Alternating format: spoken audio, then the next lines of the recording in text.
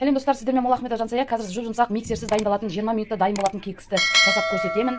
Бізге керекті заттары сұйық май, секер, 2 жұмыртқа, 1 қасық разрыхлитель қосамыз. Міне осылай жұмыртқамды шағып дайындап аламын.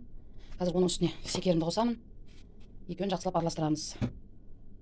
Міне осылай араластырдым секер мен жұмыртқамды. Енді қазір үстіне сұйық майды құятын боламын. Осылай сұйық майды құясыздар.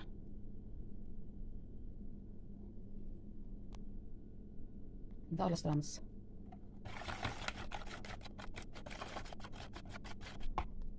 Осылай ұнымды да салатын боламын. Осылай формаларды қойып аламын. Қазір ішіне құятын боламын. Осылай құямыз. Осылай формасына құйып аламыз. Не достар, осылай кекс шықты менде. Жұп-жұмсақ, нәп-нәзік. Сіздерге ұнайды деген ойдамын. Сіздерге де жасап көруге кеңес беремін. Осылай шықты, күшті. Тәп-тәтті, жұп-жұмсақ.